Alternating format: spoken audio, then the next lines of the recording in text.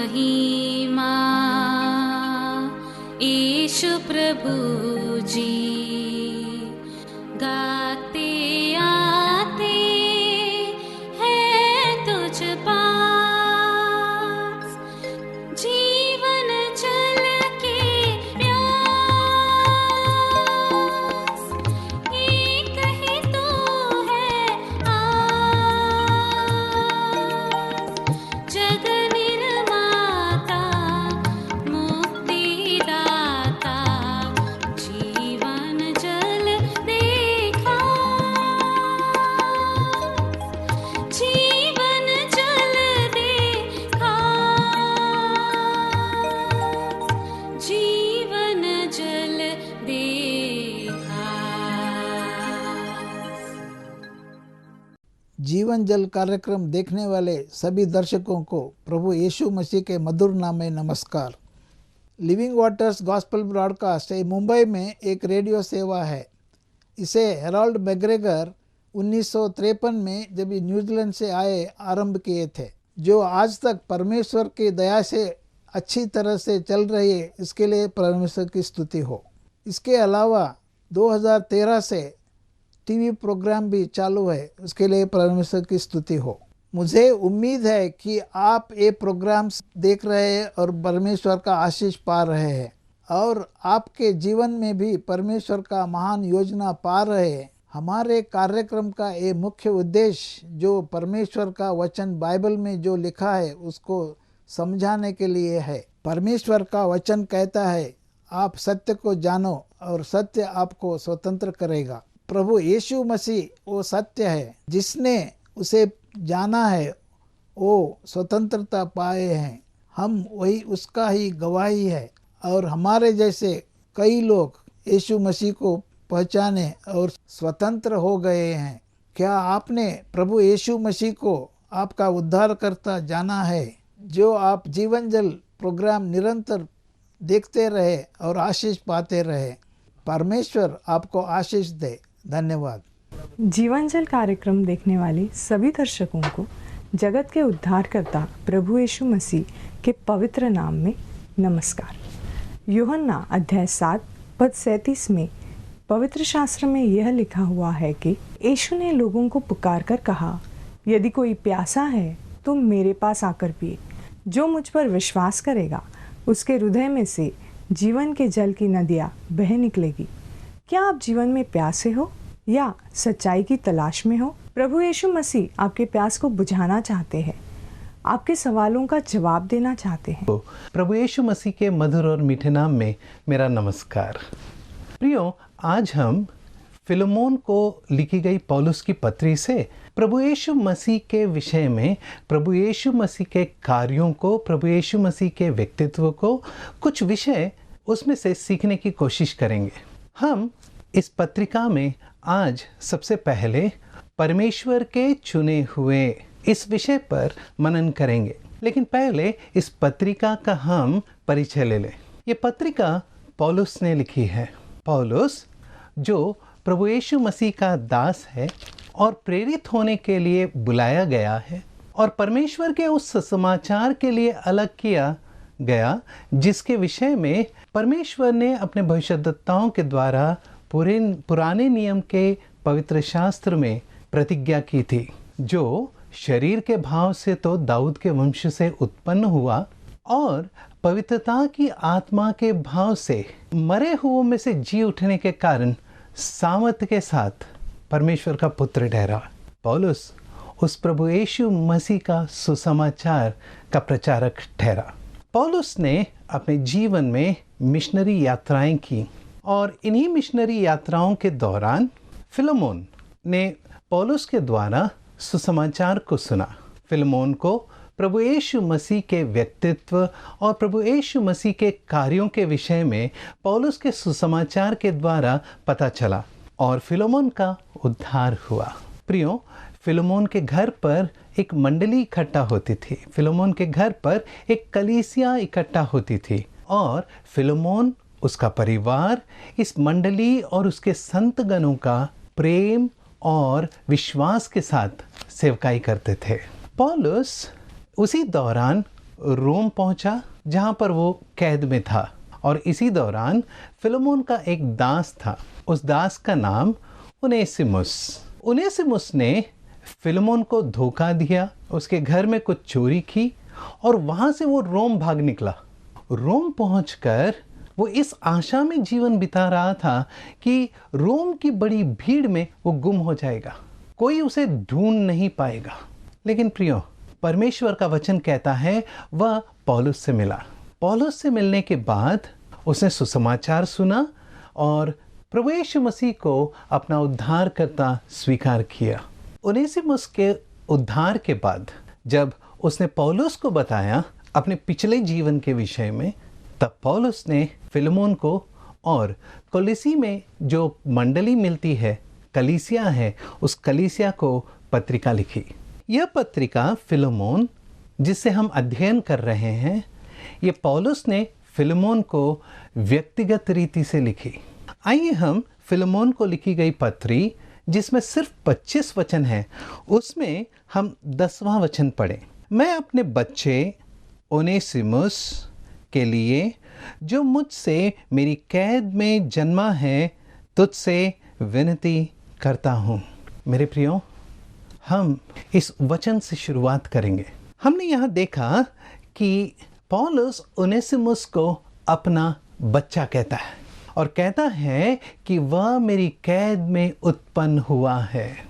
ओनेसिमुस का रोम में पहुंचना, रोम में पहुंचकर पौलुस से मिलना, ये कैसा इत्तेफाक होगा? क्या ये इत्तेफाक है? नहीं मेरे प्रियो, ये परमेश्वर की योजना है। परमेश्वर की योजना जो पहले से ठहराई गई है। इसीलिए हमने इस अध्ययन का नाम दिया परमेश्वर के चुने हुए, The elect of God. God has predestined his elect. जब हम इफिसियों को लिखी गई पत्री, उसका पहला अध्याय और उसका 4था वचन पढ़ते हैं, जैसा उसने हमें जगत की उत्पत्ति से पहले उसमें चुन लिया कि हम उसके निकट प्रेम में पवित्र और निर्दोष हों। उसने हमें जगत के उत्पत्ति से पहले चुन लिया। उसने अर्थात परमेश्वर ने जगत की उत्पत्ति के पहले। कितना सुकून देने वाला विषय है प्रियो, कि आप और मैं जो उद्धार पाए हुए हैं, हमारा उद्धार का विषय परमेश्वर ने संसार के रचे जाने के पहले ही निर्धारित कर लिया। परमेश्वर ने आपको और मुझे इस संसार के रचे जाने के पहले ही चुन लिया ताकि हम उसके संतान कहलाएं। सबसे पहला विषय कि परमेश्वर ने हमें चुना है। आपका और मेरा उद्धार इस लहू की इच्छा के कारण नहीं, शरीर की इच्छा के कारण नहीं, न ही किसी मनुष्य की इच्छा के कारण है, लेकिन आपका और मेरा उद्धार परमेश्वर की इच्छा के अनुसार है, क्योंकि परमेश्वर ने जगत के उत्पत्ति के पहले आपको और मुझे इस उद्धार के लिए चुन लिया। और एक विषय देखिए, कहता है ये वचन कि उसने हमें जगत की उत्पत्ति से पहले उसमें चुन लिया। किसमें परमेश्वर ने हमें चुना? प्रभु यीशु मसीह में हमें चुन लिया। प्रभु यीशु मसीह में परमेश्वर ने हमें जगत के उत्पत्ति के पहले चुना। क्यों? क्योंकि प्रकाशित वाक्य 13वां अध्याय 8वां वचन कहता है कि प्रभु यीशु मसीह जगत के उत्पत्ति के समय से हमारे लिए वध किया हुआ मेमना है। प्रभु यीशु मसीह वध किया हुआ मेमना कब से ठहरा? जगत की उत्पत्ति से।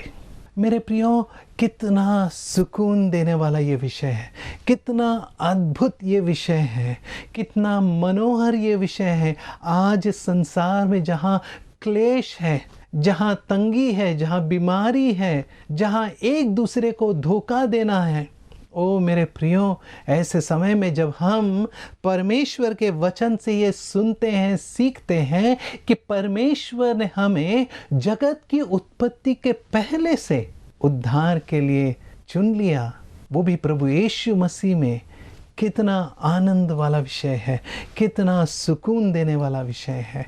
ओ प्रियो, इस मधुर वचन के लिए हम प्रभु यीशु मसीह का धन्यवाद दें। प्रभु यीशु मसीह का व्यक्तित्व, प्रभु यीशु मसीह का कार्य जो उस कलवरी के क्रूस पर हुआ, वो परमेश्वर की उस योजना के कारण हुआ जो पहले से परमेश्वर ने तय किया। जगत की उत्पत्ति के पहले परमेश्वर ने आपको और मुझे चुन लिया। We were predestined. We are elect in Lord Jesus Christ. हम प्रभु यीशु मसीह में चुने हुए हैं। परमेश्वर का धन्यवाद हो। प्रियो, हमारे उद्धार के विषय में कोई प्लान बी, सी या डी नहीं है। सिर्फ एक ही प्लान है, प्लान ए।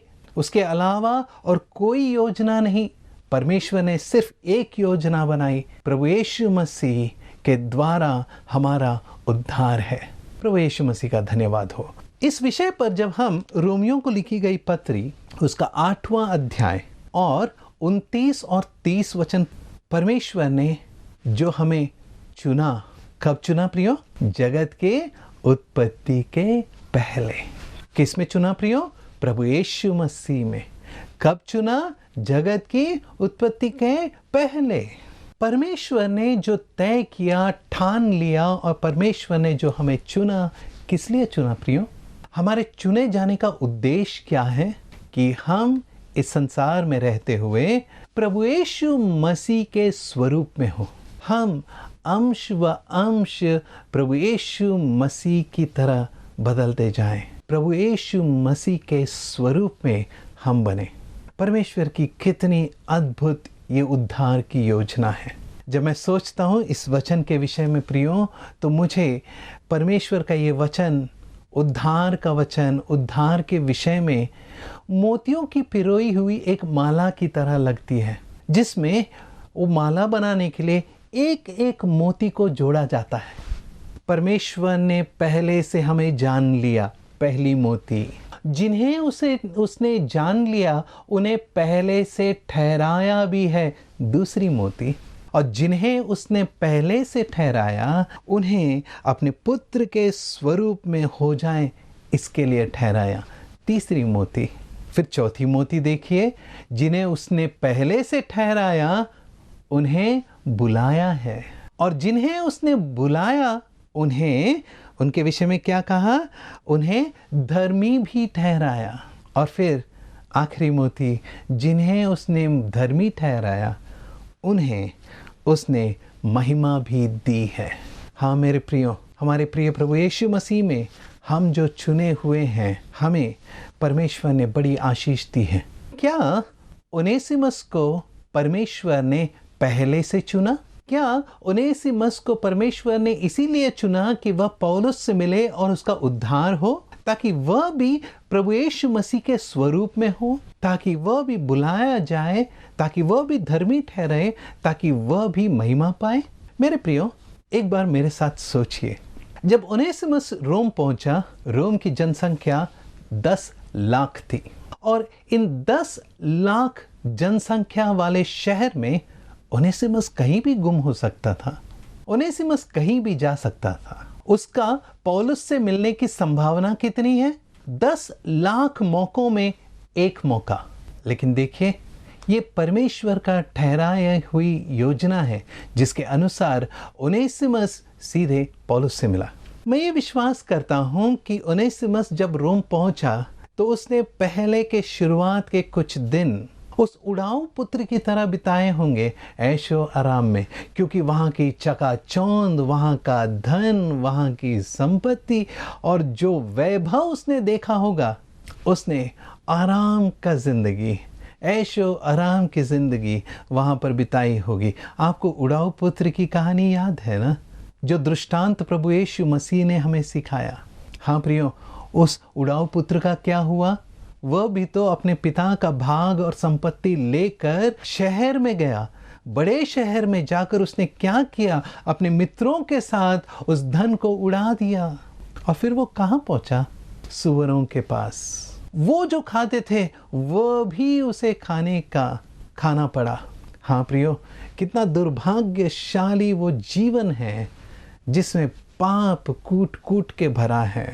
लेकिन वहाँ हम पढ़ते हैं कि वह उड़ाऊ पुत्र अपने आपे में आया और फिर अपने पिता के पास चला। ओनेसिमुस के विषय में जब हम यहाँ पर अध्ययन कर रहे हैं, हम देखते हैं कि ओनेसिमुस पौलुस के पास पहुँचा।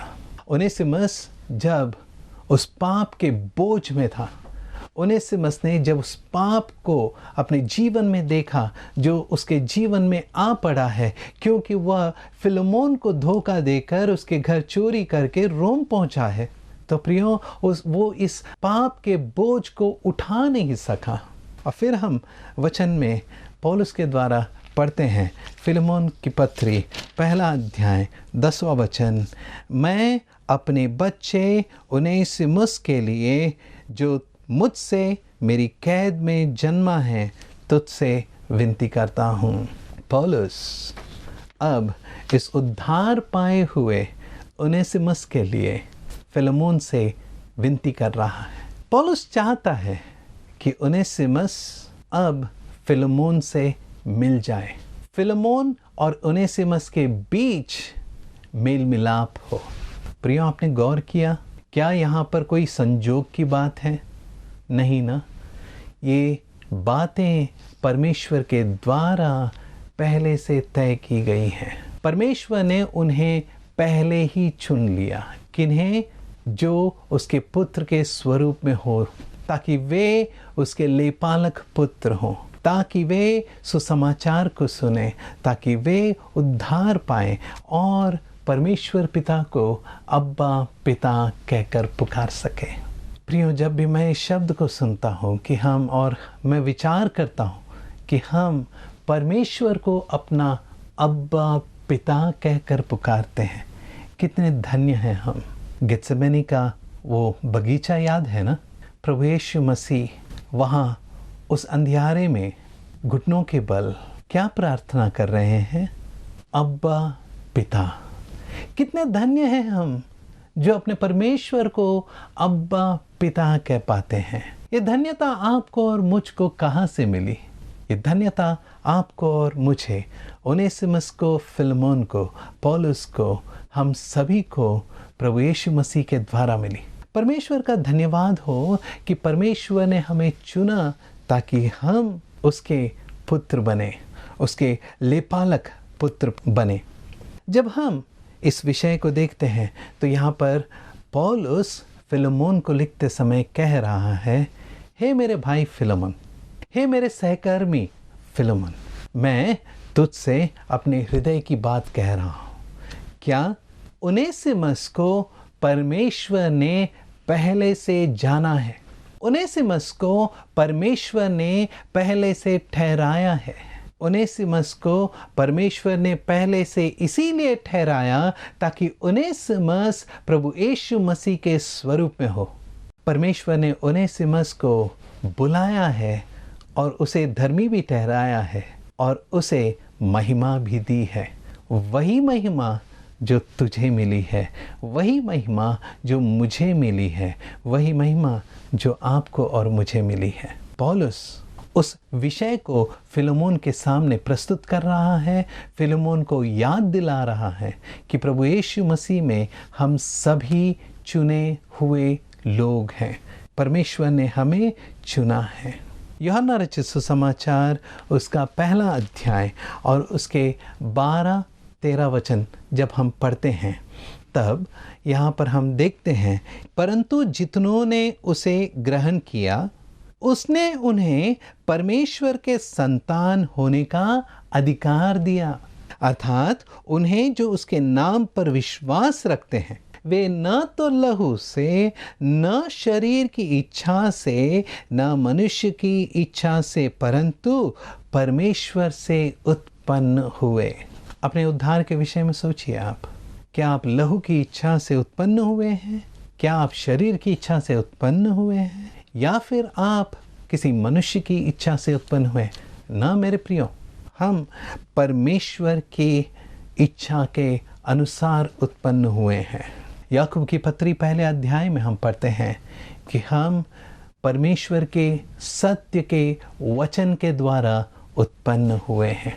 हमारा जो नया जन्म हुआ है, इस नए जन्म में परमेश्वर ने हमें प्रभु यीशु मसीह में वो अधिकार दिया कि हम उसे अपना अब्बा पिता कहकर पुकार सकें, क्योंकि यहाँ लिखा है, परंतु जितनों ने उसे ग्रहण किया उसने उन्हें परमेश्वर के संतान होने का अधिकार दिया। मेरे प्रियो, उनका क्या होगा जिन्होंने प्रभु यीशु मसीह को ग्रहण नहीं किया? ओनेसिमस, फिलेमोन, पौलुस, आप और मैं प्रभु यीशु मसीह को ग्रहण कर चुके हैं। जिन्होंने प्रभु यीशु मसीह को ग्रहण नहीं किया, उनके विषय में पवित्र वचन क्या कहता है? यूहन्ना रचित सुसमाचार 3 अध्याय और उसके हम 18 वचन को पढ़ें।